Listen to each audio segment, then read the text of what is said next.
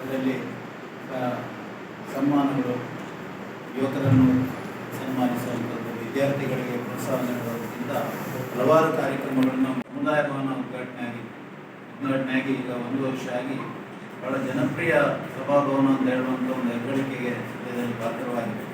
ಈ ವರ್ಷದ ಸಮಾವೇಶದಲ್ಲಿ ವಿಶೇಷವಾಗಿ ಕೆಲವೊಂದು ಕಾರ್ಯಕ್ರಮಗಳನ್ನು ಅಳವಡಿಸಿಕೊಂಡಿದೆ. ಒಂದನೇದು ನಮಗೆಲ್ಲ ಗೊತ್ತಿರುವ ಹಾಗೆ ಒಬ್ಬ ಕೊಡುಗೈ ದಾನಿ, ಕ್ರೀಡಾ ಪ್ರೇಮಿ, ಕುವೆಂಪು ವಿಶ್ವವಿದ್ಯಾನಿಲಯದಿಂದ ಡಾಕ್ಟರೇಟ್ ಪ್ರಶಸ್ತಿ ಪುರಸ್ಕೃತರಾದಂಥ ಎ ಸದಾನಂದ ಶೆಟ್ಟರನ್ನು ನಾವು ಇಲ್ಲಿ ಅಭಿನಂದಿಸುವರಿದ್ದೇವೆ.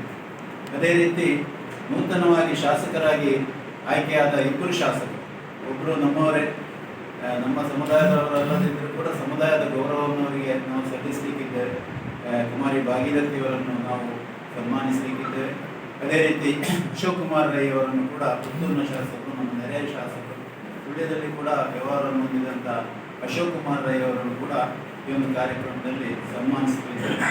ಉಳಿದಂತೆ ಯುವ ಪುರಸ್ಕಾರ, ಹಾಗೆ ವಿವಿಧ ಕ್ಷೇತ್ರಗಳ ಸಾಧಕರನ್ನು ಕೂಡ ನಾವು ಸನ್ಮಾನಿಸುತ್ತಿದ್ದೇವೆ. ವಿವಿಧ ಕ್ಷೇತ್ರಗಳ ಸಾಧಕರಾಗಿ ಕುಂಟಪಣಿಗುತ್ತು ಪ್ರಮೋದ್ ಕುಮಾರ್ ಶೆಟ್ಟಿ ಅವರು ಜಾನಪದ ಕ್ರೀಡೆ ಮತ್ತು ಕಂಬಳದಲ್ಲಿ ಇತ್ತೀಚಿನ ದಿನಗಳಲ್ಲಿ ಹಲವಾರು ಪ್ರಶಸ್ತಿಗಳನ್ನು ಪಡ್ಕೊಂಡಂಥ ಕೋಣಗಳ ಮಾಲೀಕರಾದಂಥ ಕುಂಟಪಣಿಗುತ್ತು ಪ್ರಮೋದ್ ಕುಮಾರ್ ಶೆಟ್ಟಿ ಅವರನ್ನು ಸಾಧಕರ ವಿಭಾಗದಲ್ಲಿ ಸನ್ಮಾನಿಸುವರಿದ್ದೇವೆ. ವಿಶ್ವನಾಥ ರೈ ಅರ್ಗುಡಿ ಇವರನ್ನು ಧಾರ್ಮಿಕ ಕ್ಷೇತ್ರ, ಇವರು ಪಂಜಾದವರು, ಭಜನಾ ಕ್ಷೇತ್ರದಲ್ಲಿ ಬಹಳಷ್ಟು ದೊಡ್ಡ ಹೆಸರು, ಭಜನಾ ಒಕ್ಕೂಟದ ಅಧ್ಯಕ್ಷರು ಕೂಡ ಆಗಿ ಸೇವೆ ಸಲ್ಲಿಸ್ತಾ ಇದ್ದಾರೆ.